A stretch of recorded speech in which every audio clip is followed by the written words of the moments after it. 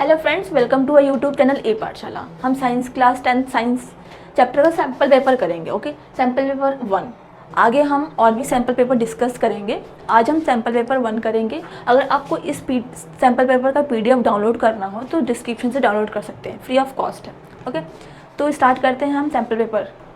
Okay, तो instruction पढ़ लेते हैं। मेनली इंस्ट्रक्शन क्या क्या इंस्ट्रक्शंस दिए होते हैं। तो सारे क्वेश्चंस क्या है, कंपलसरी हैं। टोटल कितने क्वेश्चन है? 15 क्वेश्चन है। ओके, कितने क्वेश्चन है? 15 क्वेश्चन है और 3 सेक्शंस है। 3 सेक्शंस है, 15 क्वेश्चन है। ओके, सेक्शन 1 में कितने क्वेश्चन है? 7 क्वेश्चन है, 2 मार्क्स के। Section 1 section A. Okay, section A में 7 क्वेश्चन है, उस हर एक क्वेश्चन 2 मार्क्स के हैं। ओके, सेक्शन बी में 6 क्वेश्चन है, 3 मार्क्स के हैं। सेक्शन ए में 7 क्वेश्चन है, 2 मार्क्स के। सेक्शन बी में 6 क्वेश्चन है, 3 मार्क्स के। सेक्शन सी में कितने क्वेश्चन? 2 क्वेश्चन है, 4 मार्क्स के।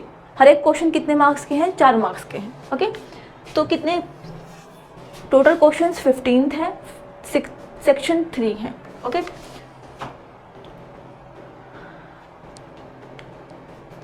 तो फर्स्ट क्वेश्चन देखते हैं। फर्स्ट क्वेश्चन मेनली क्या बोल रहा है? फर्स्ट क्वेश्चन क्या बोल रहा है? The table show electronic structure of 4 elements. ये 4 एलिमेंट्स हैं, उसका एक इलेक्ट्रॉनिक स्ट्रक्चर बताया है। और इसमें पूछा क्या है? First question A part A में क्या पूछा है? Identify which element will form covalent bond with carbon. अब हमें इसमें से बताना है कि कौन सा कोवेलेंट बॉन्ड फॉर्म होगा कार्बन के साथ। ओके, तो हम कोवेलेंट बॉन्ड मैंने आपको बताया था, जब चैप्टर डिस्कस किया था तो मैंने आपको बताया था कोवेलेंट बॉन्ड क्या होता है। मेनली बॉन्ड फॉर्म करता है नॉन मेटल्स के साथ, उसे हम कोवेलेंट बॉन्ड कहते हैं। ओके, जो बॉन्ड फॉर्म करता है, bond form between non metals. Okay, non metals का जो बॉन्ड फॉर्म होता है उसको हम कहते हैं क्या? कोवेलेंट बॉन्ड कहते हैं।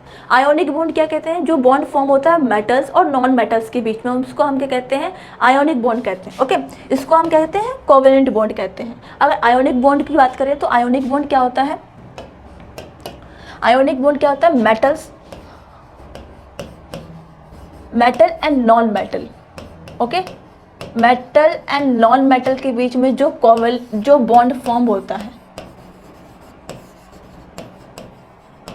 है उसको हम कहते हैं आयोनिक बॉन्ड। क्या कहते हैं? Ionic bond. ओके, ये मेनली हाफ मार्क्स का डेफिनेशन भी पूछ लेता है, एग्जाम पॉइंट ऑफ व्यू से इंपॉर्टेंट है। हाफ मार्क्स का क्वेश्चन भी पूछ लेता है कि आयोनिक बॉन्ड क्या होता है।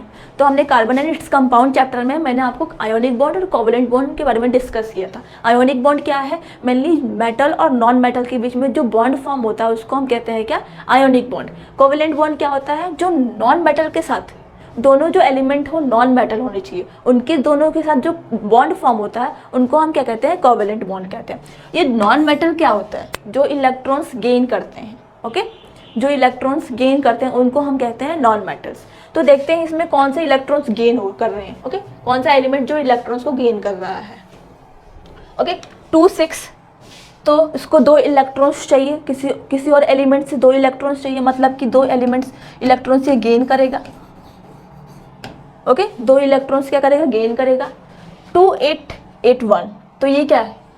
ये गेन नहीं, लूज करेगा, क्योंकि अगर इसको एक एलिमेंट देने में ज़्यादा इजी रहेगा या फिर 7 एलिमेंट लेने में ज़्यादा इजी रहेगा, तो एक एलिमेंट ज़्यादा इजी रहेगा देने में, तो ये क्या होगा? लूज करेगा एक इलेक्ट्रॉन्स, तो ये नहीं है।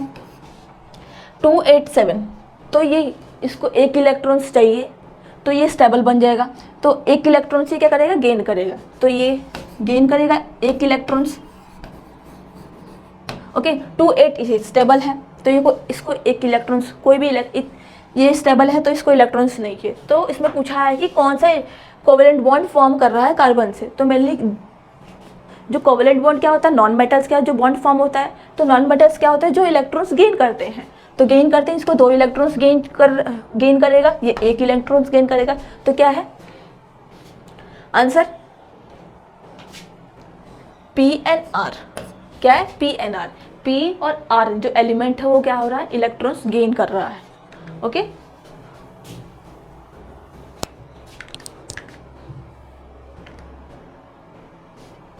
से पार्ट नंबर बी में क्या बोल रहा है, carbon react with an element in the above table of a soluble compounds give suitable reason. Okay, तो इसमें पूछ रहा है, मैंने आप पार्ट ए का क्या था, A P N R, P N R क्या था, कोवेलेंट बॉन्ड फॉर्म हो रहा है किससे, कार्बन से।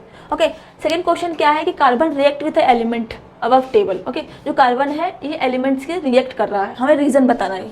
ओके, एक्सप्लेन करना है रीज़न।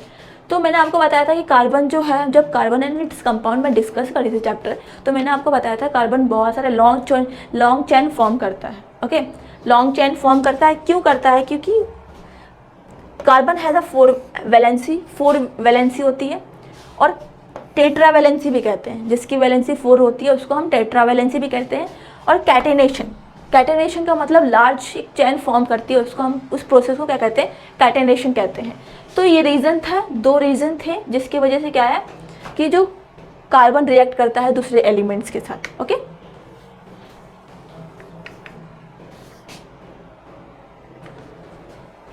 सेकेंड क्वेश्चन क्या है, diagram below show the part of a periodic table. Okay, which element would first part क्या है, which element would react together to form covalent compound. Okay, covalent compound form करेगा, कौन से element तो covalent compound form करते हैं। तो मैंने अभी आपको बताया कि कोवेलेंट बॉन्ड कौन फॉर्म करता है, मेनली नॉन मेटल्स करते हैं। तो यहाँ के मेनली हमने पीरियोडिक टेबल में भी डिस्कस किया, तो यहाँ के जो मेटल, ये जो एलिमेंट्स है वो क्या है, नॉन मेटल्स। क्या है, नॉन मेटल्स। यहाँ के एलिमेंट्स क्या होते हैं, मेटल्स। तो यहाँ के जो मेटल्स है, नॉन मेटल्स है, तो मेनली यहाँ पे कौन से एलिमेंट्स हैं, जेड एंड वाई। तो यही Z and Y covalent compounds form करेंगे। ओके, मैंने आपको बताया था कोवेलेंट बॉन्ड क्या होता है, मेनली नॉन मेटल्स के बीच में जो बॉन्ड फॉर्म होता है उसको हम कोवेलेंट बॉन्ड कहते हैं।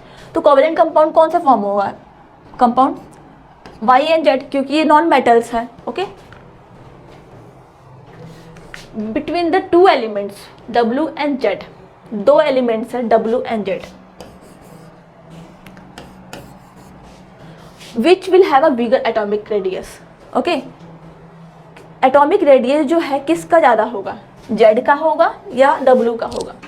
अगर जिसका भी ज़्यादा है तो क्यों ज़्यादा है, ओके, क्या, Y। तो अब हमने पढ़ा था कि हम जैसे डाउनवर्ड्स पीरियड में, जैसे हम डाउनवर्ड्स बढ़ेंगे, नीचे बढ़ेंगे, जो एटॉमिक रेडियस है वो क्या होगा, इंक्रीज़ होगा। ओके, जो एटॉमिक रेडियस है क्या होगा, इंक्रीज़ होगा। हमने कहा था जैसे हम लेफ़्ट टू राइट बढ़ेंगे, मूव करेंगे लेफ़्ट टू राइट, तो एटॉमिक रेडियस क्या होगा, डिक्रीज़ होगा।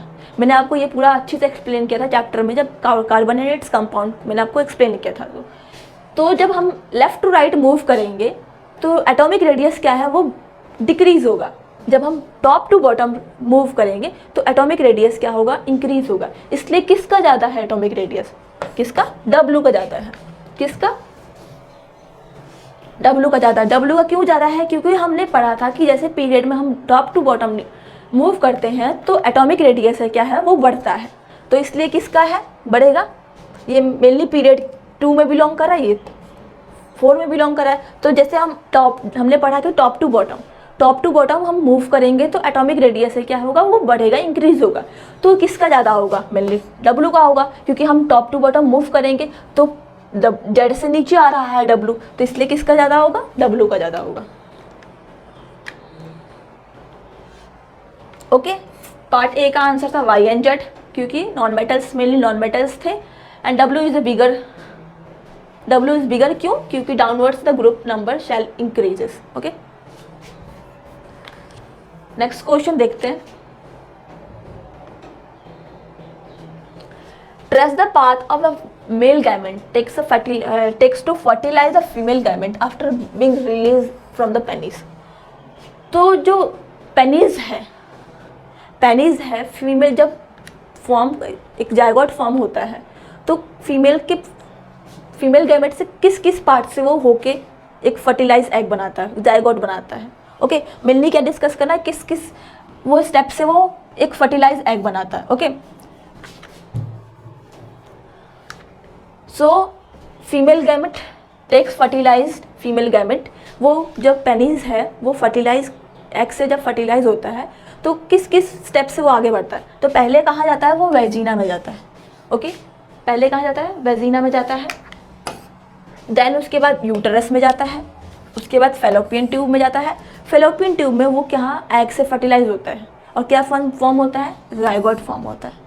ओके, वेजिना से जाता है, जो पेनिस है वो पेनिस पहले वेजिना में जाएगा, वेजिना से फिर यूटरस में जाएगा, यूटरस से फिर फेलोपियन ट्यूब में ही जो फीमेल, ये मेनली फीमेल में जो फेलोपियन ट्यूब है उसमें जो पेनिस है वो एग से फर्टिलाइज होता है, वो क्या फॉर्म हो करता है, जाइगोट फॉर्म करता है। ओके, जाइगोट फॉर्म करता है। नेक्स्ट क्वेश्चन क्या है, part B, state the number of chromosomes of a set of chromosome present in zygote. Zygote में कितने क्रोमोसोम प्रेजेंट होते हैं, तो एक क्रोमोसोम्स किससे आता है, एक क्रोमोसोम मेल से आता है। ओके, एक क्रोमोसोम फीमेल से आता है, एक सेट ऑफ क्रोमोसोम मेल से आता है, एक सेट ऑफ क्रोमोसोम किससे आता है, फीमेल से आता है। तो जाइगोट जब फॉर्म होता है तो उसमें कितने होते हैं, 2 क्रोमोसोम्स होते हैं, 2 सेट ऑफ क्रोमोसोम्स होते हैं।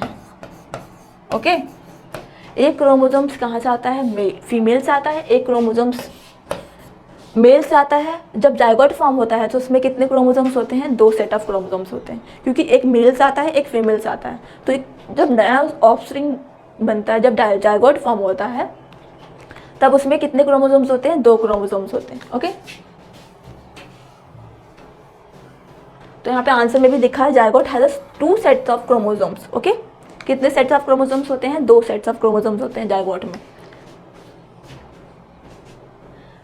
Rajesh observe a path of a greenish black powdery mash on a still piece of bread.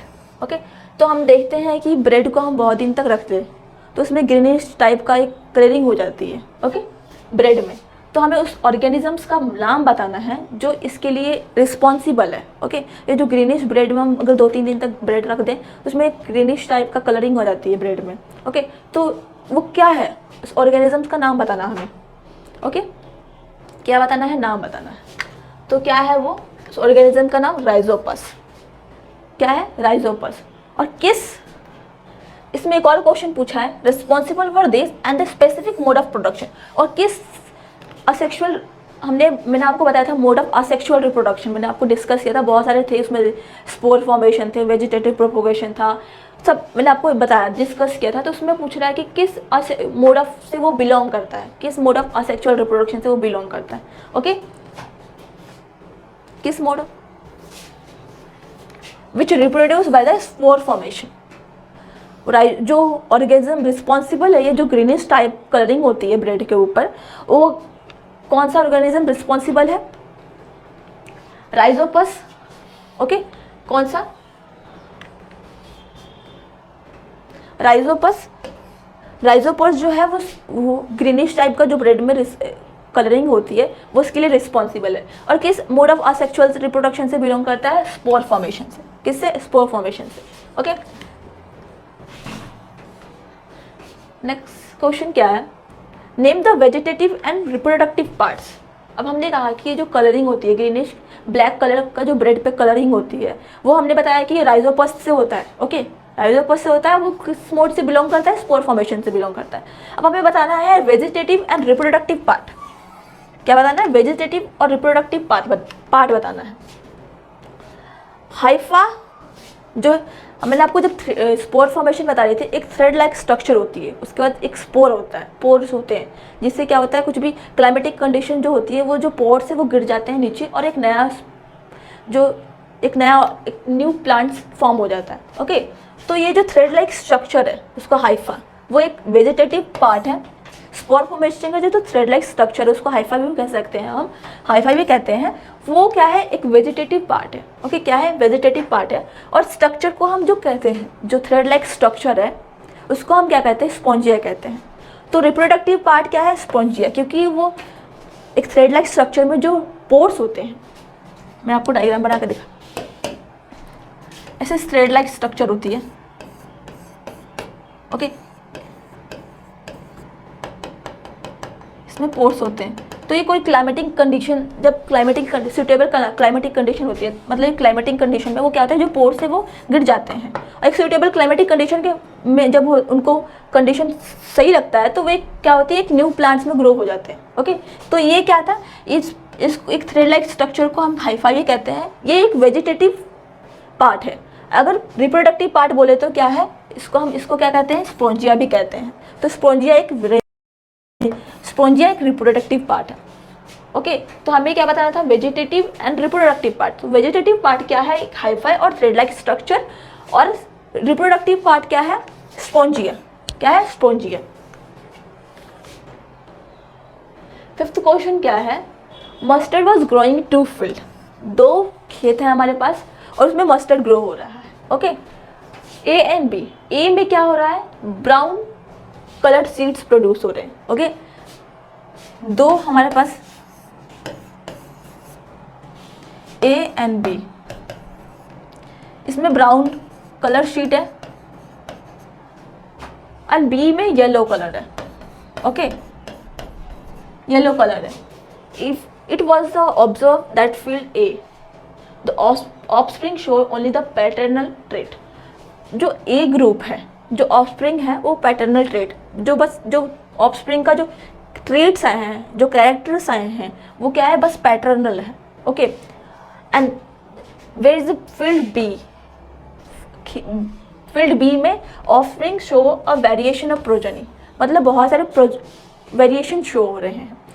तो मेनली क्या इसमें हमें क्वेश्चन क्या है, what are the probable reason of this. हमें रीजन बता रहा है ये इस किस रीजन के कारण ये हो रहा है। इसमें जो फील्ड ए में बस पैटर्नल ट्रेट पास हो रहे हैं ऑफस्प्रिंग में, और इसमें जो ऑफस्प्रिंग में बहुत सारे वेरिएशन, जो ऑफस्प्रिंग प्रोड्यूस हो रहे हैं उसमें बहुत सारे वेरिएशन शो हो रहा है। तो फील्ड ए की बात बोले तो इसमें क्या हो रहा है, सेल्फ पॉलिनेशन हो रहा है। क्या हो रहा है, सेल्फ पॉलिनेशन हो रहा है। सेल्फ पॉलिनेशन में ही क्या होता है कि सेल्फ पॉलिनेशन मैंने आपको एक्सप्लेन किया था कि एक ही फ्लावर में जो एंथर से स्टिग्मा में जो पॉलेंस ट्रांसफ़र हो रहे हैं उसको हम कहते हैं सेल्फ पॉलिनेशन। ओके, तो ये जिसमें ब्राउन, जो फील्ड 1 में ब्राउन कलर शेड है, उसमें पैटर्न जो ऑफस्प्रिंग है उसमें पैटर्नल ट्रेट्स ट्रांसफ़र हो रहे हैं, ये सेल्फ पॉलिनेशन के कारण हो रहे हैं। ओके, क्यों सेल्फ पॉलिनेशन के कारण हो रहा है, क्योंकि जो पोलन है वो एक ही प्लांट में मतलब एक ही प्लांट से ट्रांसफ़र हो रहा है, एंथर टू स्टिग्मा। ओके, जो इसलिए ही जो पैटर्नल ट्रेट है वो ऑफस्प्रिंग में, पैटर्नल कैरेक्टरिस्टिक्स है वो ऑफस्प्रिंग में बहुत सारा शो हो रहा है। ओके,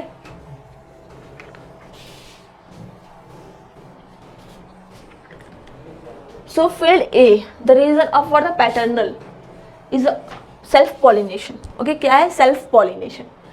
अगर फील्ड बी की बात बोले तो इसमें क्या हो रहा है, क्रॉस पॉलिनेशन हो रहा है। क्रॉस पॉलिनेशन जब होता है तो हमें बहुत सारे वेरिएशन देखने को मिलते हैं।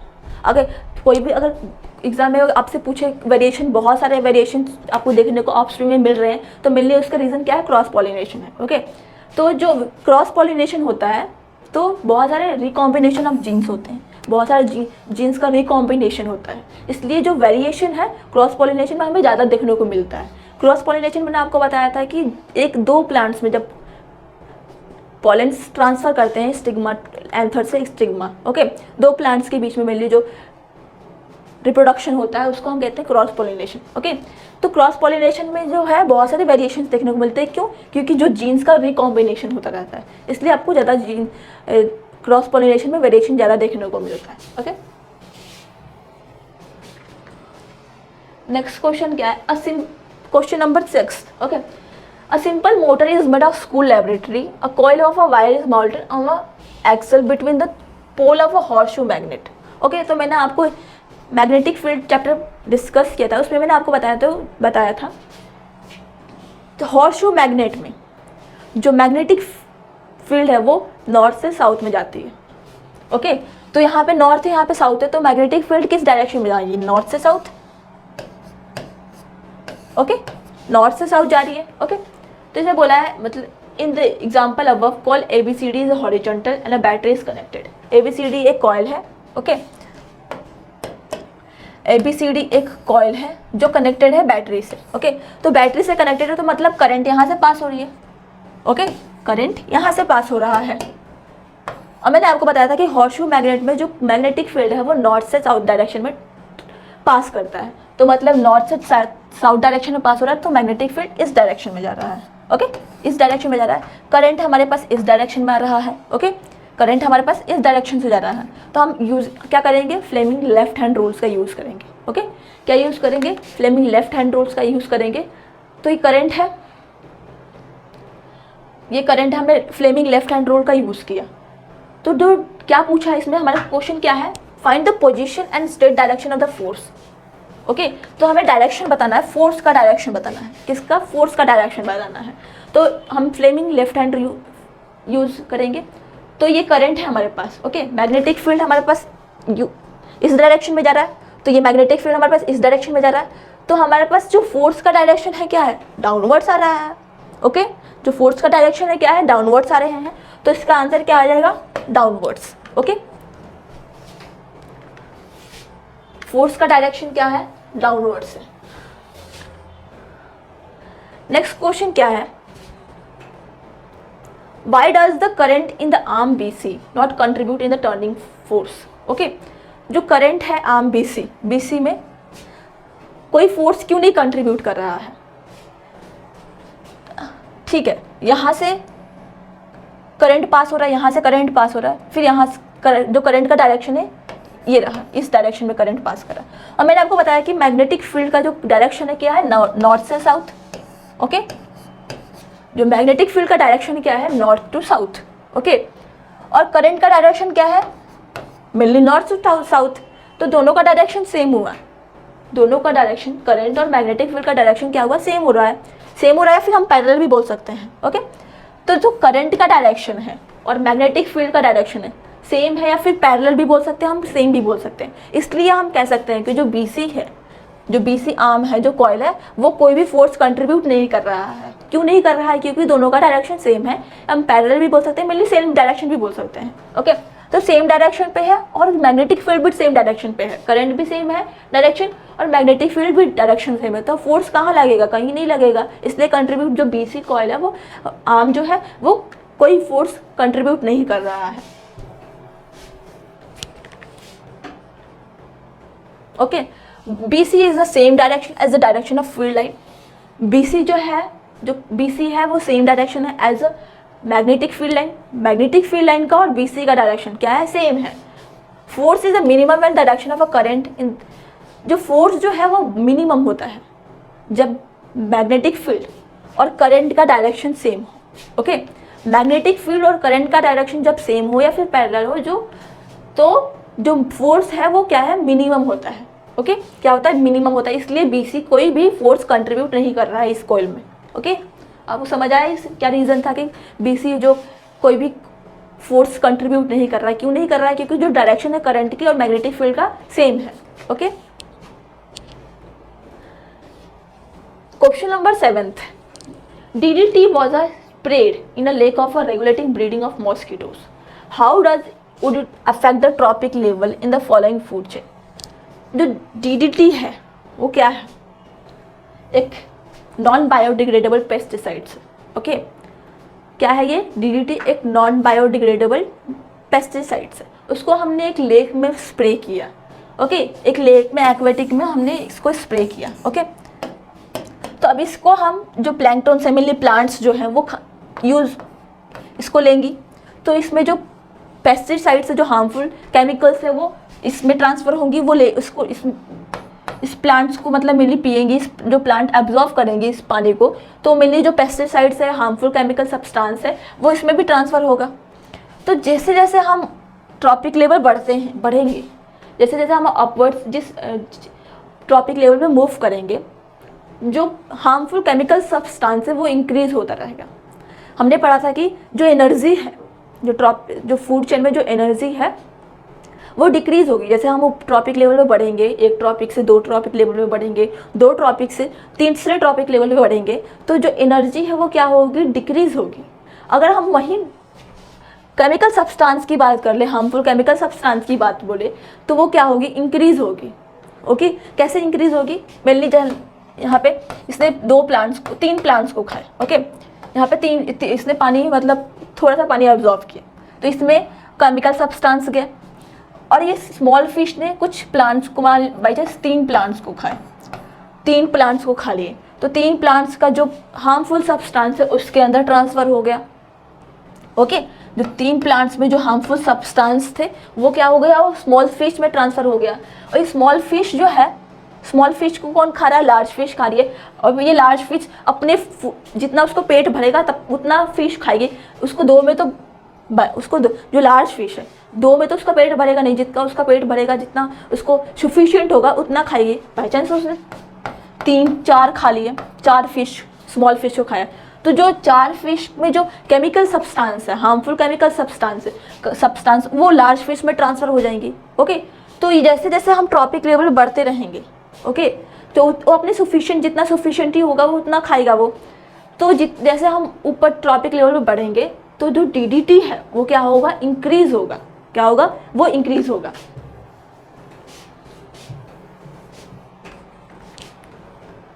तो DDT क्या है, एक नॉन बायोडिग्रेडेबल पेस्टिसाइड्स है जो क्या है फूड चेन में एंटर करता है।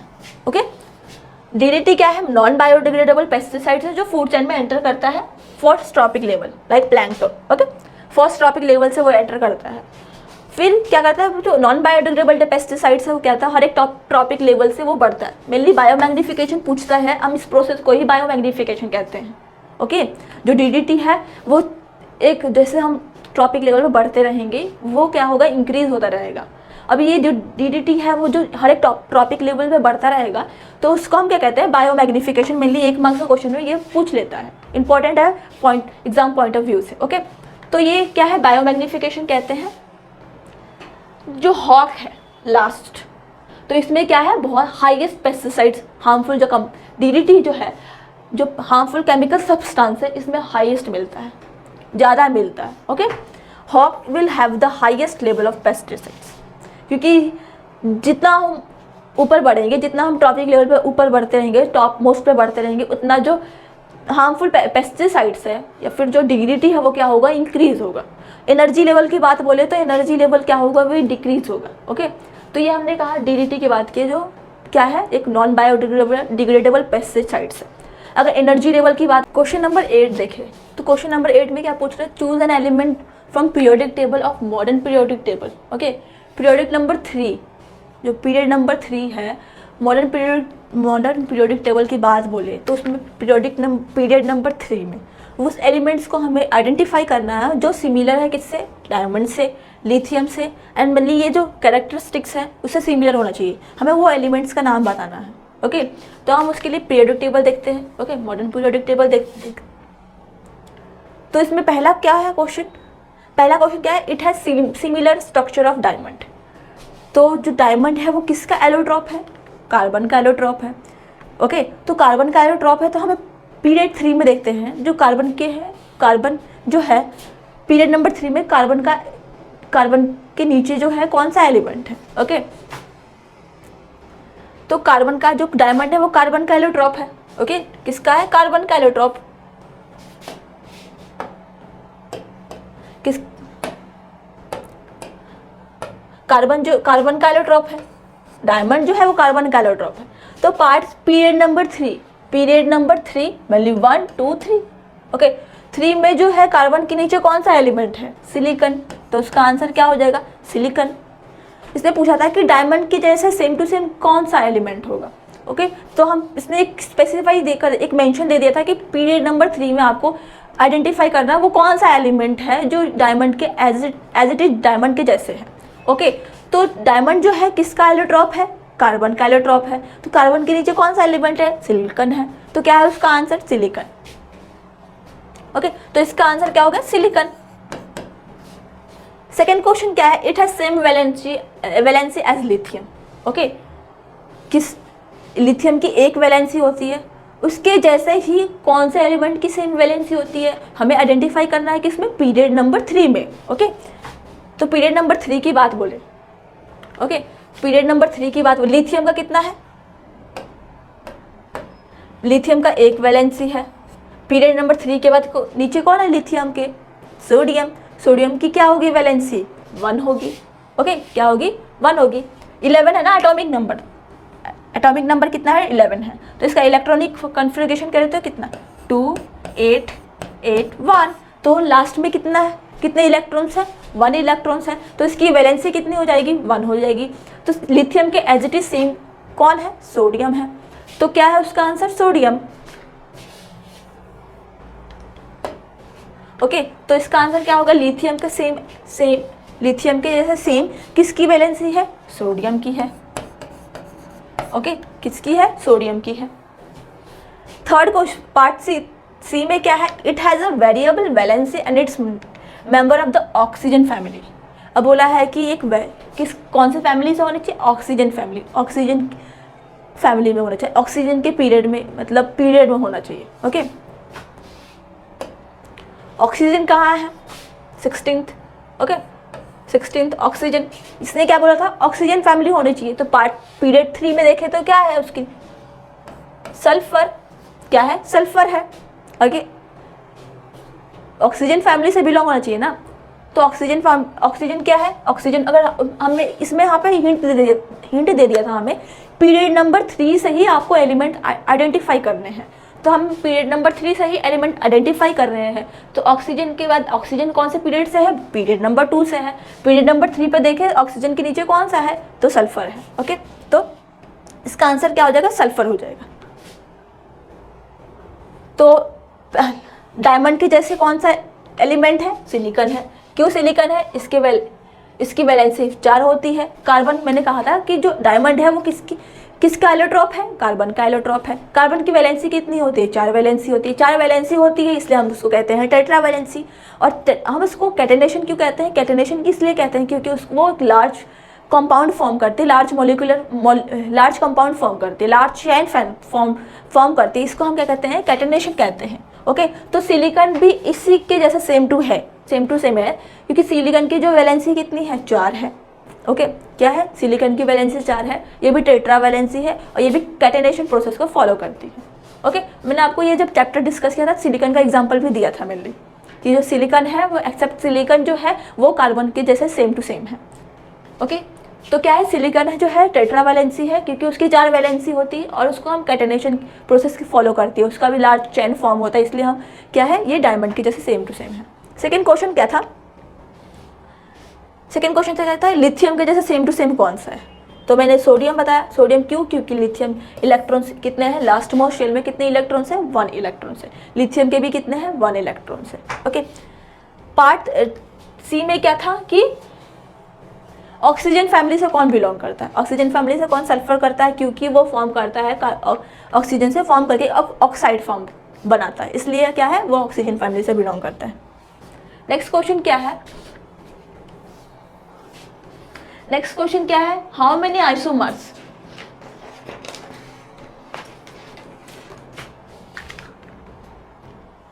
How many isomers are possible for the compound with a molecular formula C4H8। अब ये किस ग्रुप से बिलोंग करता है अगर हमें आइडेंटिफाई करें, तो मैंने आपको बताया था CnH2n से मतलब एल्कीन का, C4H8 क्या है, ये एल्कीन है। C4H8 क्या है, एल्कीन है। तो अब इसका क्या है, draw electron dot structure of branch chain isomers. Okay क्या है इसका पहले पूछा है कि आइसोमर्स कितने हैं। ओके क्या है, इसका आइसोमर्स कितने बन रहे हैं। आइसोमर्स मतलब होते हैं कि जिसका अलग अलग स्ट्रक्चर हम बना पाए, जिसका अलग अलग शेप हो, स्ट्रक्चर हो, उसको हम क्या कहते हैं, आइसोमर्स कहते हैं।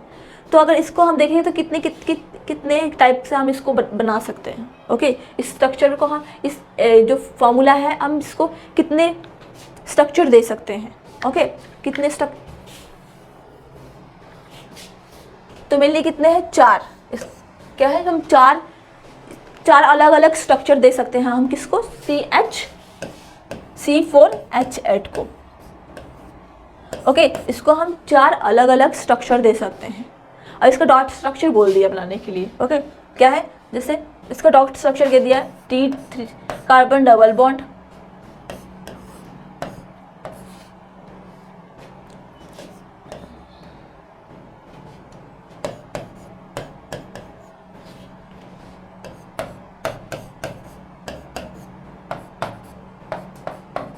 ओके। तो अब इसको हमें डॉट स्ट्रक्चर बनाना है। ओके, डॉट स्ट्रक्चर यहाँ बना हुआ है मेनली। ओके, और ये क्या है, ये एक बॉन्ड है। ये डॉट स्ट्रक्चर, इसका इसमें क्वेश्चन में इलेक्ट्रॉन डॉट स्ट्रक्चर भी बोला बनाने के लिए, तो ये इलेक्ट्रॉन डॉट स्ट्रक्चर बना हुआ है यहाँ पे C4H8। ओके, C4H8 मेनली आपका डॉट स्ट्रक्चर जो है बहुत ही इंपॉर्टेंट टॉपिक है। मेनली एग्जाम में हर क्वेश्चन में ये बार बार पूछता है डॉट स्ट्रक्चर, तो आप एक बार देख लीजिएगा अच्छी तरह से कि कैसे डॉट स्ट्रक्चर को हम बनाते हैं। ओके, तो ये कहते हैं इसमें डॉट स्ट्रक्चर था और कितने आइसोमर्स हैं, इसके 4 आइसोमर्स हैं। ओके, नेक्स्ट क्वेश्चन क्या था, नेक्स्ट क्वेश्चन क्या था, how will you prove CF4H8 C5H10 are homologous. Okay, C4H8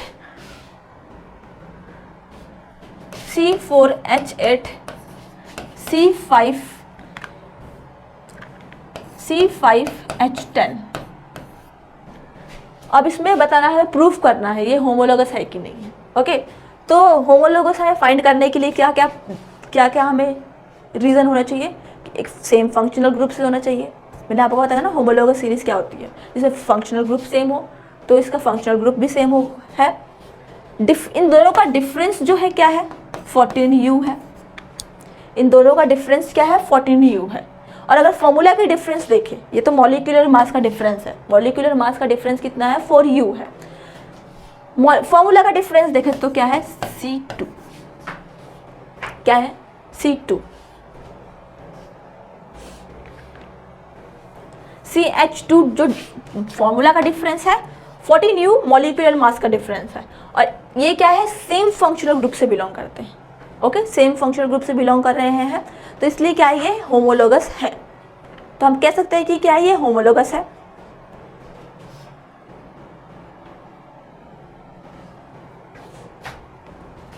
next question देखते हैं, 2p प्लांट। ओके, हमारे पास 2p प्लांट है, एक राउंड येलो है, दूसरा है क्या, व्रिंकल्ड ग्रीन। ओके, सो प्रोड्यूस F1 प्रोजोनी, F1 जनरेशन हमें प्रोड्यूस कर रहा है।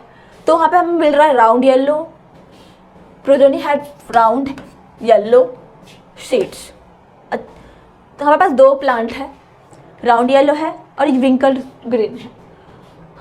जो सीड प्रोड्यूस कर रहा है F1 जनरेशन जब सीड प्रोड्यूस कर रहा है, तो हमें क्या मिल रहा है, वो जो न्यू प्रोजोनी क्या फाउंड हो रही है, राउंड और yellow. Okay, when F1 plants are self pollinate, जब हम F1 जनरेशन को सेल्फ पॉलिनेट करेंगे, which new combination of characters expected F2 progeny. Okay, तो एक नया कॉम्बिनेशन है, क्या फॉर्म हमें क्या प्रोड्यूस हो रहा है। Okay, how many seeds with this new combination characters will be produce when a total number of 160 seeds are. तो हम ये जो 2 टी प्लांट्स है, 2 टी प्लांट्स है, अगर एक टी प्लांट होता तो हम उसको मोनोहाइब्रिड कहते हैं। 2 प्लांट है तो मतलब डाईहाइब्रिड है। तो डाईहाइब्रिड का रेशियो क्या है, डाईहाइब्रिड का जो रेशियो होता है क्या है, वो 9:3:3:1। ओके, ये क्या है, डाईहाइब्रिड का फेनोटाइप है। क्या है, ये फेनोटाइप है डाईहाइब्रिड का। जेनोटाइप का अगर पूछे, जेनोटाइप, ये मेनली रेशियो आपको याद रखना, वहाँ पे एग्जाम में आपको इतना टाइम नहीं मिलेगा कि आप एक रेशियो निकालने लगे, और डाईहाइब्रिड का रेशियो निकालना बहुत ही मुश्किल है। तो आप ये जो रेशियो है वो याद करके रहिएगा। ये डाईहाइब्रिड का फेनोटाइप है, क्या है, ये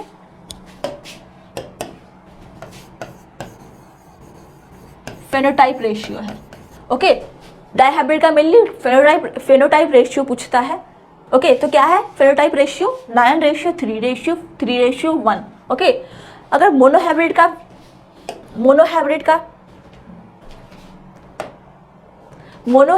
का अगर रेशियो पूछे तो, फेनोटाइप पूछे तो 3:1। जेनोटाइप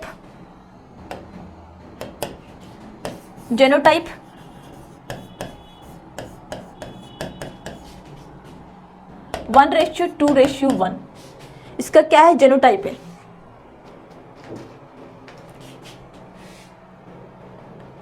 1:2:1। हाँ, इस ये जेनोटाइप है मोनोहाइब्रिड का।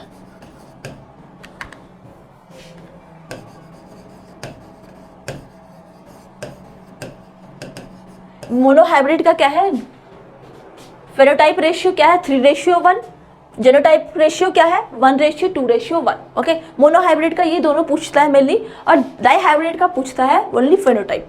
फेनोटाइप रेशियो क्या है 9:3:3:1। ओके, ये क्या है, ये डाईहाइब्रिड का फेनोटाइप रेशियो है। ओके, तो इसमें बोल रहा है कि जब हम F1 जनरेशन को सेल्फ पॉलिनेट करेंगे तो हमारे पास नए कैरेक्टर्स कौन कौन सा फॉर्म हो रहा है। ओके, तो हमारे पास क्या होगा, राउंड ग्रीन होगा। ओके, राउंड ग्रीन होगा। अगर इसको करें तो राउंड ग्रीन होगा, राउंड विंकल होगा। ओके, राउंड ग्रीन होगा, राउंड विंकल होगा, विंकल येलो होगा। अगर हम इसको करते हैं विंकल्ड येलो, विंकल्ड राउंड ग्रीन। ओके, तो क्या है हमारे पास, राउंड ग्रीन आ सकता है, राउंड ग्रीन आ सकता है, राउंड ग्रीन, विंकल्ड येलो।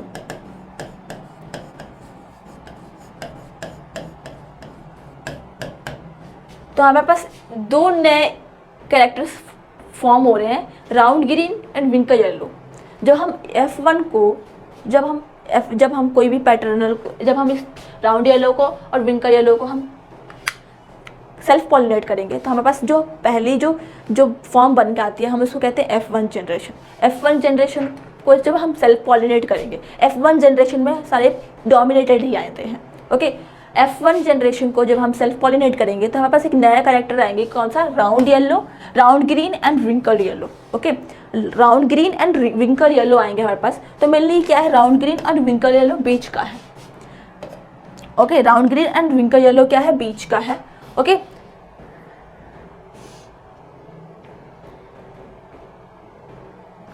ओके, तो राउंड येलो और विंकल ग्रीन क्या है, ये थ्री जो है, थ्री है हमारे पास, तीन जो है टाइप के राउंड येलो आ रहे हैं और तीन जो है हमारे पास विंकल ग्रीन आ रहे हैं। विंकल राउंड ग्रीन हमारे पास तीन आ रहे हैं बनके, विंकल येलो हमारे पास क्या आ रहे हैं, तीन। ओके, तो हम इसका एक क्रॉस करते हैं, बट वो बहुत ही लंबा प्रोसेस है तो मैं आपको इस वीडियो में अभी नहीं यहाँ पे एक्सप्लेन नहीं कर सकती। यहाँ पे मैं आपको शॉर्ट में एक्सप्लेनेशन दे रही हूँ कि कैसे फॉर्म हो रहा है ये। ओके, तो ये जो दो नए कैरेक्टर्स हमारे पास फॉर्म हो रहे हैं, round green and wrinkle yellow. Okay, तो राउंड ग्रीन जो है हमारे पास तीन बन के आ रहे हैं, तीन जो पार्ट्स हैं, तीन पार्ट है क्या है, राउंड ग्रीन है, और विंकल येलो के हैं, कितने हैं, तीन हैं हमारे पास। अब इसका अगर बोला है क्या, जो दो नए कॉम्बिनेशन बन रहे हैं हमारे पास, अगर हमारे प्रोड्यूस हो रहे हैं, जब टोटल 160 सीट्स हैं, क्या 160 सीट्स हैं,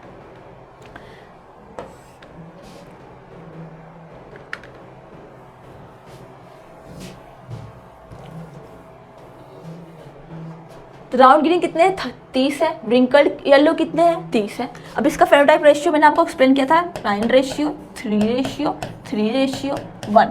तो इसमें क्वेश्चन में क्या बोला है कि 100, जब हम टोटल जो है 160 सीट्स होंगे तो हमें पूछा है कि राउंड ग्रीन कितने होंगे और विंकल ग्रीन कितने होंगे, विंकल येलो कितने होंगे। तो इसको टोटल प्लस करेंगे तो कितना आएगा, 16, टोटल 16 आया। हमें राउंड ग्रीन का निकालना है, राउंड ग्रीन का निकालना है, राउंड ग्रीन 3 है, टोटल कितने हैं 16, टोटल नंबर ऑफ सीट्स 160 थे, तो हमारे पास कितने हैं, 30 जो है हमारे पास क्या है, राउंड ग्रीन है। कितनी आ गई, 30 जो हमारे पास राउंड ग्रीन आ गई। रिंकल येलो की बात बोले तो रिंकल येलो की रेशियो कितनी है, 3, 16, 160, 10, तो इसकी भी कितनी आ गई, 30। रिंकल येलो कितनी है, 30, और राउंड ग्रीन कितनी है हमारे पास, 30। ओके, वैल्यू आ गई हमारे पास। क्वेश्चन में वो 160 टोटल सीट्स दिए थे और हमारे पास रेशियो क्या था, 9:3:1 था। ये क्या था, फेनोटाइप था किसका, डाईहाइब्रिड क्रॉस का। डाईहाइब्रिड क्रॉस का क्या है, मेनली रेशियो पूछता है, 1 मार्क्स भी पूछता है कि रेशियो क्या है डाईहाइब्रिड का, फेनोटाइप क्या है, फेनोटाइप रेशियो क्या है। तो क्या है फेनोटाइप रेशियो, 9:3:1। ओके, तो इसमें पूछा था राउंड ग्रीन कितने हैं और विंकल ग्रीन कितने हैं, क्यों है ये, रीज़न भी पूछा था, क्यों रीज़न है, law of independent inheritance of seed shape.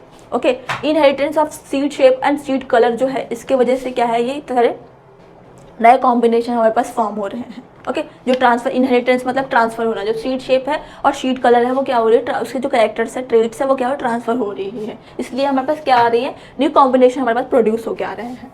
Okay,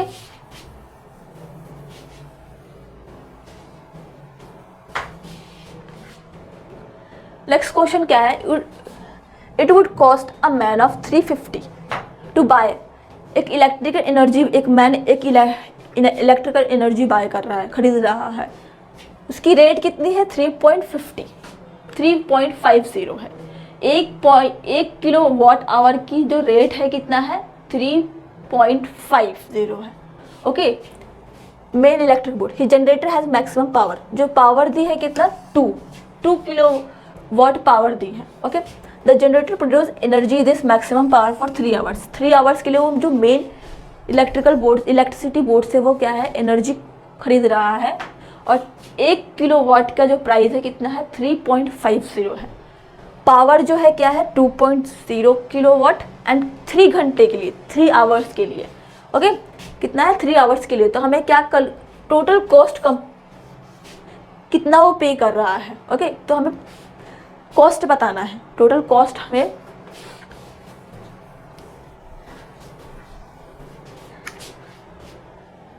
तो वर्क डन कितना है था, वर्क डन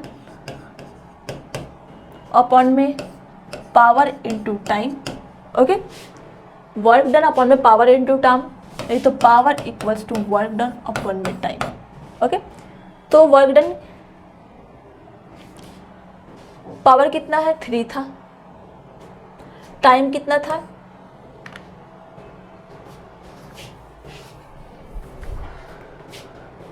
पावर कितना था, 2 था, टाइम कितना था, 3 था। ओके, पावर कितना, 2, तो कितना, 3 kilowatt are.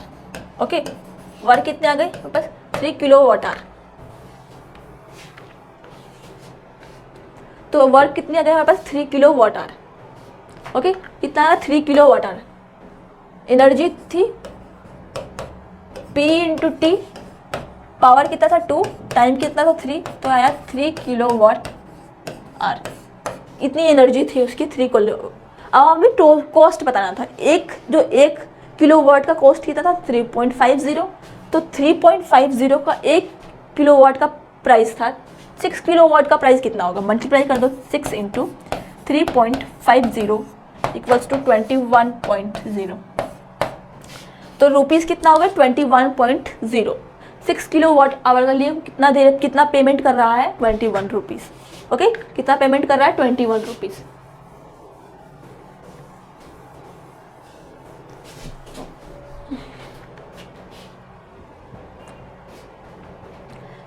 Question number 12 में क्या है, इन अ above circuit if the current reading is ammeter A is 2A what will the value of R1। तो हमें R1 की वैल्यू निकालनी है। ओके, क्या है, R1 की वैल्यू निकालनी है। तो हमारे पास V दिया है 30। ओके, V दिया है हमारे पास 30,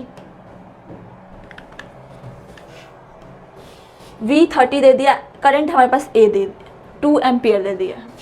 ओके, अगर हम देखें 5 ओम, 10 ओम एंड R1 ये पैरेलल में है, तो हम R की वैल्यू निकाल सकते हैं इनकी हेल्प से।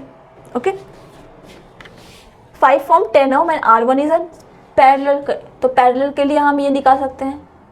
ओके, पैरेलल के लिए तो हमारे पास कितना है, R इक्वल्स टू कितनी आई,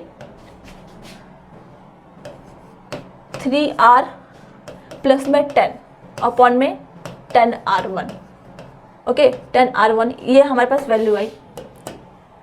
ओके, R की 1 अपॉन R की वैल्यू आई है हमारे पास।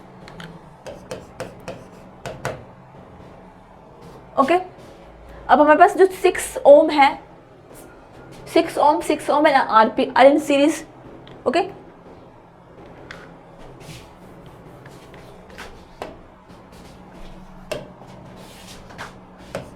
वन अपॉन R की वैल्यू कितनी आई हमारे पास, 3R1 प्लस में प्लस में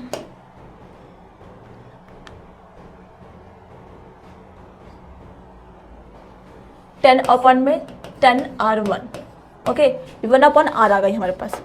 अब देखिए हम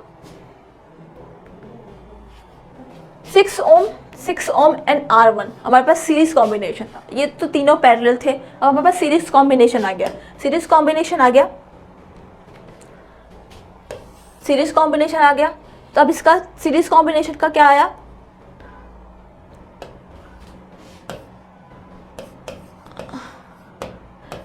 12 10R1 अपॉन में 3R1 प्लस में 10, ओके। जी क्या था हमारे पास, R की वैल्यू आ गई, ओके। क्या है ये, R की वैल्यू आ गई। ये हमारे पास आ गया R की वैल्यू। अब हमें क्या निकालना है, R1 निकालना था हमें। V के फॉर्मूला क्या है, R into 1, R into current, okay. इसका फॉर्मूला क्या था, R इंटू करंट। तो हमारे पास V अपॉन में I इंटू रेजिस्टेंस।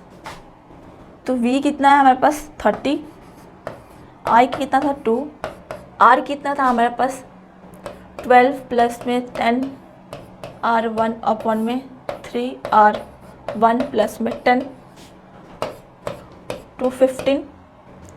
तो हमारे पास कितना बचा 15, 12 प्लस में 10R1 अपॉन में 3R1 प्लस में 10। अब ये प्लस में है, यहाँ पे माइनस में चला जाएगा। 15 माइनस 12, 3, 10R हमारे पास बचा, 10R1 3R1 प्लस में 10। अब यहाँ पे क्रॉस मल्टीप्लिकेशन, 9R1 प्लस में 30, 10R1। अब R1 यहाँ पे भी R1, तो यहाँ पे इसको यहाँ पे ले आएंगे तो कितना R1 बचा। तो हमारे पास R1 की वैल्यू कितनी आ गई, 30 ओम, ओके। कितनी आ गई, 30 ओम आ गई हमारे पास। तो हमारे पास R1 की वैल्यू कितनी आ गई, 30 ओम, ओके।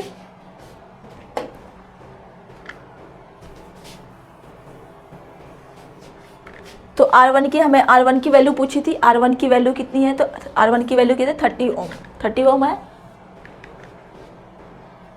13th क्वेश्चन क्या है, गैस A, एक गैस है A, वो क्या कहाँ मिलता है, found upper layer of atmosphere, upper layer of atmosphere में मिलता है। इज डेडली पॉइजनर, वो बहुत ही जहरीला है।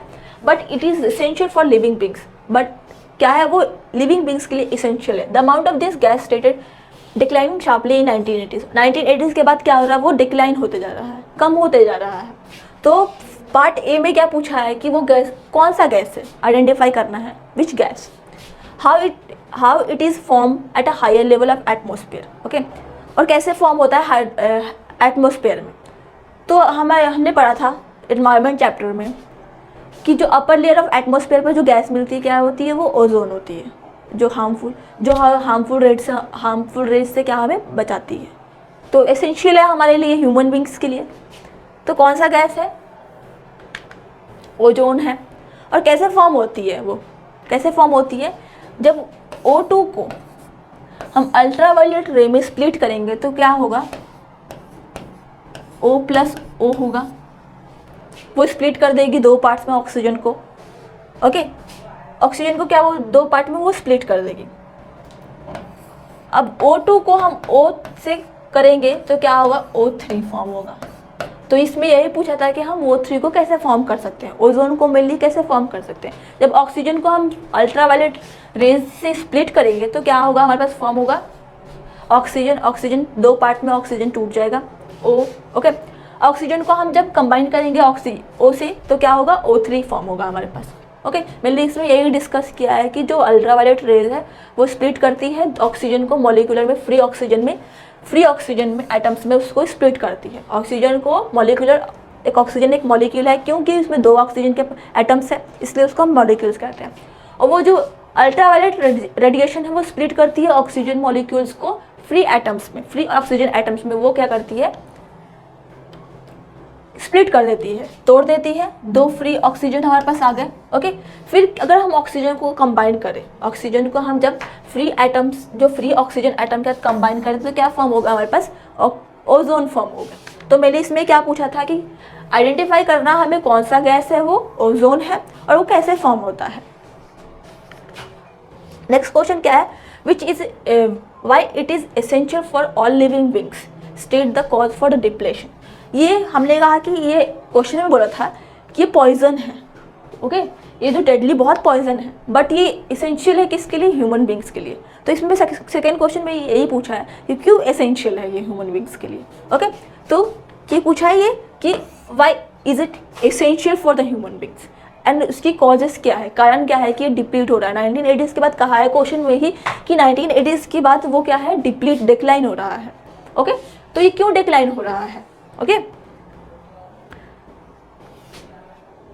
ओजोन क्या है, ओजोन जो है एक वो प्रोटेक्ट करता है हम लोगों को अल्ट्रा वायलेट रेडिएशन से, हम लोगों को क्या करता है, प्रोटेक्ट करता है, ह्यूमन बींग्स को प्रोटेक्ट करता है। जो अल्ट्रा वायलेट रेडिएशन सन से डायरेक्ट पास होती है, जो एटमॉस्फेयर के जो ऊपर लेयर है, एटमॉस्फेयर के बाद जो एक जो लेयर है उसको हम क्या कहते हैं, ओजोन लेयर कहते हैं। क्या कहते हैं, ओजोन लेयर कहते हैं। ओके, तो ये जो लेयर है क्या करती है, ये अर्थ को क्या करती है, प्रोटेक्ट करती है। किससे, अल्ट्रा वायलेट रेडिएशन से प्रोटेक्ट करती है, जो सन से डायरेक्ट आता है, ultraviolet. Okay, ultraviolet radiation से क्या वो करती है, हमें ओजोन प्रोटेक्ट करता है। वो धीरे 1980s के बाद क्या हो रहा है, वो डिक्लाइन होते, इसमें होल होते जा रहा है, ये होल होते जा रहा है, ये मतलब कम होते जा रहा है। क्यों, क्योंकि कारण क्या है, क्लोरोफ्लोरोकार्बन का यूज़ होता जा रहा है। क्लोरोफ्लोरोकार्बन कहाँ यूज़ होता है, पहले रेफ्रिजरेटर में, फायर एक्सटिंग्विशर में। ओके, तो इससे क्या होता है, ये जो यूज़ है इसका, जो क्लोरोफ्लोरोकार्बन का जो यूज़ है रेफ्रिजरेटर में यूज़ हो रहा है, मेनली बहुत ज़्यादा यूज़, हाई अमाउंट में यूज़ हो रहा है, हाई अमाउंट में यूज़ हो रहा है। तो इसके कारण क्या है, वो डिप्लीट हो रहा है ओजोन लेयर। ओजोन लेयर क्या हो रहा है, डिप्लीट हो रहा है। इसके कारण क्या हो रहा है, वो होल हो जा रहा है। जो अल्ट्रा वायलेट रेडिएशन है वो अर्थ पे मतलब थोड़ी थोड़ी पास होती रही है, जिससे क्या होता है, मेनली ह्यूमन बींग्स को स्किन कैंसर हो जाता है। ओके, तो क्या कारण है, क्लोरोफ्लोरोकार्बन का यूज़ हो रहा है, रेफ्रिजरेटर में बहुत ज़्यादा यूज़ हो रहा है, फायर एक्सटिंग्विशर में यूज़ हो रहा है। 14th क्वेश्चन क्या है, question number 14, Sahil perform an experiment. Okay, Sahil जो है एक्सपेरिमेंट परफॉर्म कर रहा है, किसके बेसिस पे परफॉर्म कर रहा है, इनहेरिटेंस पैटर्न के बेसिस पे वो मतलब परफॉर्म कर रहा है। उसने 2 प्लांट्स क्रॉस करवाया, 2 प्लांट्स को, एक जो था toll P plants, pure T plants है, और प्योर शॉर्ट प्लांट्स है। ओके, 2 टी प्लांट्स में उसने क्या किया, क्रॉस पोलिनेशन किया। तो F1 जनरेशन क्या है, what will be the set of genes are present in the F1 generation. तो F1 जनरेशन में जो सेट्स होंगी, वो जो जीन्स होंगी, जो किस टाइप की होंगी, वो जीन्स डोमिनेंट होंगी, रिसेसिव होंगी, डोमिनेंट होंगी। जो डोमिनेंट कौन होता है, मेनली जो अपने आप को एक्सप्रेस करते हैं सके, जो एक्सप्रेस करता है उसको हम डोमिनेंट कहते हैं, जो एक्सप्रेस नहीं, अपने आप को एक्सप्रेस नहीं कर पाता उसको हम रिसेसिव कहते हैं। ओके, तो 2 प्लांट्स, अब इसको हम क्रॉस पॉलिनेशन करवाएंगे। तो इसमें मेनली क्या फॉर्म होगा,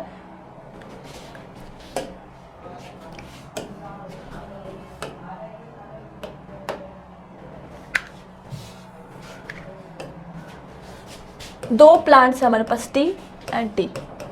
ये डोमिनेटेड है और मेनली ये क्या है, डोमिनेटेड प्लांट है, डोमिनेटेड है, ये रिसेसिव है। ओके, ये इसके साथ हुआ, ये फिर इसके साथ हुआ, क्रॉस पॉलिनेशन करवाया हम लोगों ने। देन फिर ये इनके साथ क्रॉस पॉलिनेशन करवाया, ये इसके साथ करवाया। तो हमने कहा कि जब डोमिनेंट कब होगा, ये डोमिनेंट क्या होता है, अपने आप को एक्सप्रेस करता है। ओके, तो ये डोमिनेंट है, ये रिसेसिव है। जब डोमिनेंट और रिसेसिव क्रॉस होते हैं तो डोमिनेंट अपने आप को एक्सप्रेस करता है, तो यहाँ पे डोमिनेंट अपने आप को एक्सप्रेस कर देगा, रिसेसिव अपने आप को एक्सप्रेस नहीं कर पाता है। रिसेसिव कब एक्सप्रेस करता है, जब डोमिनेंट नहीं रहता है तब। तो यहाँ पे डोमिनेंट अपने आप को एक्सप्रेस करेगा, तो कौन सा F1 जनरेशन में क्या फॉर्म होगा, कौन सा सेट ऑफ जीन फॉर्म होगा, मेनली यही फॉर्म हो रहा है ना, डोमिनेंट ही फॉर्म हो रहा है। तो क्या होगा इसका आंसर, इसका F1 जनरेशन में जो जीन्स फॉर्म हो रहा है वो क्या होगा, T1, क्योंकि जो T जो है कैपिटल T है वो अपने आप को डोमिनेट कर रहा है, डोमिनेंट है, जो कैपिटल T है वो डोमिनेंट है, अपने आप को एक्सप्रेस करता है, तो वो क्या है अपने आप को एक्सप्रेस करेगा, तो ये क्या होगा, ये टॉल प्लांट होगा। जो ये जो प्रोजोनी है इसका, जो ऑफस्प्रिंग होगा, जो क्या है वो क्या फॉर्म होगा, ये टॉल होगा ये, क्योंकि टॉल क्यों होगा कि जो कैपिटल T है वो अपने आप को डोमिनेट कर रहा है, एक्सप्रेस कर पा रहा है, इसलिए। ठीक है, नेक्स्ट क्वेश्चन क्या है, give the reason why only 12 plants are observe in F1 generation. F1 progeny में हम क्यों जो सारे प्लांट्स क्या है वो ऑब्जर्व, सारे प्लांट्स जो है वो टॉल प्लांट्स ही क्यों हैं, ओके, शॉर्ट प्लांट क्यों नहीं है, क्योंकि जो सारे हैं जो कैपिटल T हमें सब में कैपिटल T है, तो कैपिटल T क्या है, डोमिनेटेड है, डोमिनेट करेगा अपने आप को, मतलब एक्सप्रेस करेगा अपने आप को, तो इसलिए जो F1 जनरेशन में, इसको हम F1 जनरेशन कहते हैं। तो F1 जनरेशन में मेनली क्या है, टॉल प्लांट्स इसलिए आ रहे हैं क्योंकि कैपिटल T अपने आप को डोमिनेट कर रहा है, एक्सप्रेस कर पा रहा है, इसलिए क्या है ये डोमिनेंट, सारे क्या है टॉल प्लांट्स है। यहाँ पे भी टॉल, ये प्लांट क्या होगा, टॉल होगा, क्योंकि जो कैपिटल T है वो डोमिनेट है, अपने आप को डोमिनेट कर रहा है। यहाँ पे भी टॉल प्लांट्स होंगे, टॉल प्लांट होगा, ये भी टॉल होगा, ये भी टॉल होगा। तो F1 जनरेशन में सारे टॉल क्यों होंगे, क्योंकि जो कैपिटल T है वो डोमिनेटेड है, वो डोमिनेट कर अपने आप को एक्सप्रेस कर रहा है, इसलिए F1 जनरेशन में सारे प्लांट्स क्या है, टॉल है। पार्ट सी में when F1 plants were self pollinated, जब F1 प्लांट को हम सेल्फ पॉलिनेट करेंगे, और total number of 800 plants were produce. जब F1 जनरेशन का हम सेल्फ पॉलिनेटेड करते हैं, ओके, तो टोटल नंबर ऑफ प्लांट्स कितने हैं, 800 है। How many of this would tall, medium height and short plant, तो कितने टॉल होंगे, कितने शॉर्ट मीडियम होंगे, ओके। तो मैंने आपको इसका रेशियो बताया था, फेनोटाइप रेशियो, ये क्या है, मोनोहाइब्रिड क्रॉस है, क्योंकि इसमें एक ही प्लांट है, ओके। डाइहाइब्रिड में 2 प्लांट होते हैं, तो मोनोहाइब्रिड का फेनोटाइप क्या है, फेनोटाइप क्या है, 3:1, ओके, क्या है, 3:1 है। तो इस बोला है कि जब हम F1 जनरेशन को क्रॉस पॉलिनेट करेंगे, क्या बोला है, F1 जनरेशन को हम सेल्फ पॉलिनेट करेंगे, जब F1 जनरेशन को हम सेल्फ पॉलिनेट करेंगे, इन दोनों को हम जब सेल्फ पॉलिनेट करेंगे, मतलब यही प्लांट्स हमारे पास मिल रहे हैं, ओके। तो जब हम इसको सेल्फ पॉलिनेट करेंगे तो हमारे पास कितने टॉल प्लांट्स होंगे, कितने शॉर्ट प्लांट्स होंगे, ओके। तो इसका जो फेनोटाइप रेशियो है मैंने आपको बता दिया था, 3:1 है, ओके। तो ये एक क्या है, रिसेसिव, 3 क्या है, डोमिनेंट मतलब कि टॉल जो है वो क्या है, डोमिनेंट, क्योंकि वो अपने आप को एक्सप्रेस कर रहा है। तो 3 क्या है, 3 डोमिनेंट है। तो हमें पूछा है कि टॉल प्लांट्स और शॉर्ट प्लांट्स का जो कितने टॉल प्लांट्स होंगे, कितने शॉर्ट प्लांट्स होंगे। तो हमारे पास टॉल प्लांट्स कितने, 3 टॉल प्लांट्स है, total number of 4, total number of plants 800। तो टॉल प्लांट्स कितने हैं, 600। अभी टाइम लगेगा, एक लास्ट क्वेश्चन, तो कितना टाइम लग जाएगा, बस 2 मिनट। चलो करो। अब क्या करूं, कंटिन्यू कर दो, यहीं से वो एडिट हो जाएगा, ठीक है ना। तो 3 टॉल प्लांट्स कितने हैं, 3, total number of plants 4, and total number of plants question में कितने दिए हैं आपको, 800। तो कितने, 600 आ गए। टॉल प्लांट्स कितने हैं हमारे पास, 600 हैं। फिर तो टॉल प्लांट्स कितने हैं हमारे पास, 600 हैं। शॉर्ट प्लांट का रेशियो कितना है हमारे पास, 1, total number of ratio 4 and 2 800। तो शॉर्ट प्लांट का नंबर कितना है, 200 कितने होंगे, शॉर्ट प्लांट्स होंगे, और टॉल प्लांट कितने होंगे, 600।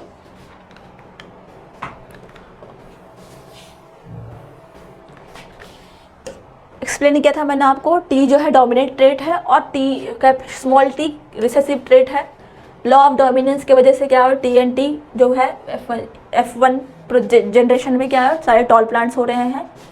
ओके, 800 प्लांट्स में 600 प्लांट्स कितने टॉल हैं, 200 प्लांट्स क्या है, स्मॉल है। और इसका जेनोटाइप रेशियो क्या था, मैंने आपको बताया था 1:2:1।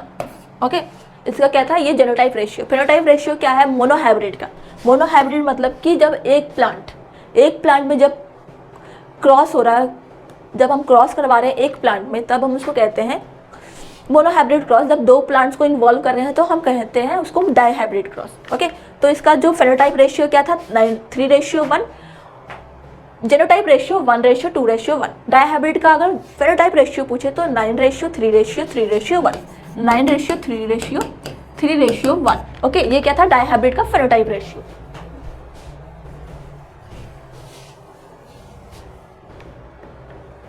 लास्ट क्वेश्चन है, question number 15। Ansari sir was a demonstrating experiment in his class shown figure below. Okay, अब magnet is attach to the spring. एक मैग्नेट है, उससे स्प्रिंग से अटैच करवाया। मैग्नेट को ऊपर नीचे डाल रहे हैं। ओके, स्टेशनरी कॉइल है, ये जो कॉइल है वो स्टेशनरी है। इस कॉइल के अंदर जो है मैग्नेट को ऊपर नीचे कर रहे हैं। Okay, he lift the magnet and release to make it the oscillated through the coil. और ये जो मैग्नेट को लिफ्ट कर रहे हैं और ऑसिलेट कर रहे हैं कॉइल को। Phenomena, answer the following. Question number A क्या है कि जो अंसारी सर डेमोन्स्ट्रेट कर रहे हैं, ऊपर नीचे कर रहे हैं, वो कौन सा प्रिंसिपल है। ओके, तो मैंने आपको एक चैप्टर में, मैग्नेटिक फील्ड वाले चैप्टर में एक्सप्लेन किया था। ये क्या है, ये कौन सा शो कर रहा है, इलेक्ट्रोमैग्नेटिक इंडक्शन। तो कौन सा शो कर रहा है, ये जो एक्सपेरिमेंट कर रहे हैं सर, वो कौन सा एक्सपेरिमेंट कर रहे हैं, किसकी बेसिस पे वो कर रहे हैं,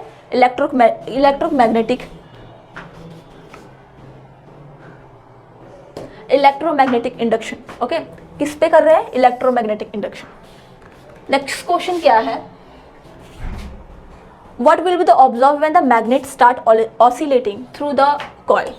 जब हम मैग्नेट को ऑसिलेट करेंगे कॉइल में तो क्या होगा, क्या ऑब्जर्व करेंगे, उसका रीज़न बताइए। ओके, जब हम ऑसिलेट करेंगे मैग्नेट को तो क्या होगा, कॉइल इंड्यूस करंट हमारे पास प्रोड्यूस होगी। क्या होगा, इंड्यूस करंट प्रोड्यूस होगा। ओके, जो मैग्नेट को हम जब ऑसिलेट करेंगे कॉइल में तो हमारे पास क्या होगा, इंड्यूस करंट प्रोड्यूस होगा। ओके, इंड्यूस करंट प्रोड्यूस होगा। जो मैग्नेटिक फील्ड है वो क्या हो, क्या जनरेट करेगी, जो मैग्नेटिक फील्ड है वो क्या जनरेट करेगी, इंड्यूस करंट जनरेट करेगी। ओके, क्या जनरेट करेगी, इंड्यूस करंट। ओके, जो हम जब मैग्नेटिक फील्ड को ऑसिलेट करेंगे तो इंड्यूस करंट आएगा हमारे पास, प्रोड्यूस होगा कॉइल में, जो है वो इंड्यूस करंट प्रोड्यूस होगा। ओके, और क्या है, जो मैग्नेटिक फील्ड है वो क्या करेगी, चेंज करेगी। जो मैग्नेटिक फील्ड जो है चेंज करेगी। जो कॉइल जनरेट है, जो कॉइल है वो क्या होगा, क्या जनरेट करेगा, इंड्यूस करंट जनरेट करेगा। ओके, पार्ट सी देखते हैं। पार्ट सी में क्या बोला है, consider the situation when the magnetic goes in और आउट ऑफ द कॉइल। जो मैग्नेट है अंदर, जो कॉइल से अंदर बाहर कर रहे हैं, state 2 changes which could be made to increase the deflection of the galvanometer. तो हमें 2 चेंजेस बताना है जब डिफ्लेक्शन, जो गैल्वेनोमीटर की नीडल है वो डिफ्लेक्ट करेगी। ओके, पहला जो है स्ट्रॉन्ग मैग्नेट, तो हमें एक स्ट्रॉन्ग मैग्नेट लेना पड़ेगा जिससे क्या होगा, गैल्वेनोमीटर की जो नीडल है वो डिफ्लेक्ट करेगी। और क्या सेकेंड क्या है, हमें कॉइल को नंबर ऑफ टर्न्स, बहुत ज़्यादा नंबर ऑफ टर्न्स में चेंज करना पड़ेगा, बहुत ज़्यादा कॉइल को लपेटना पड़ेगा, फिर क्या होगा, वो डिफ्लेक्ट करेगी गैल्वेनोमीटर की नीडल। ओके, तो ये था सैम्पल पेपर 1। हम आगे और भी सैम्पल पेपर डिस्कस करेंगे। तो ये इस सैम्पल पेपर का PDF अगर आपको चाहिए तो डिस्क्रिप्शन में दिया है, आप वहाँ से डाउनलोड कर सकते हैं, फ्री ऑफ कॉस्ट है, कोई कॉस्ट नहीं है इसका। अगर आप इस चैनल को आप फेसबुक, इंस्टाग्राम, ट्विटर पे भी फॉलो कर सकते हैं। नई अपडेट्स पाने के लिए आप इंस्टाग्राम, फेसबुक, ट्विटर पे भी फॉलो कर सकते हैं। आज ये फर्स्ट सैम्पल पेपर था, आगे हम और भी सैम्पल पेपर डिस्कस करेंगे। कोई भी डाउट हो इस सैम्पल पेपर को रिलेटेड या फिर कोई भी क्वेश्चन, तो आप नीचे कमेंट बॉक्स में कमेंट करिएगा। Thank you so much. जय हिंद, जय भारत।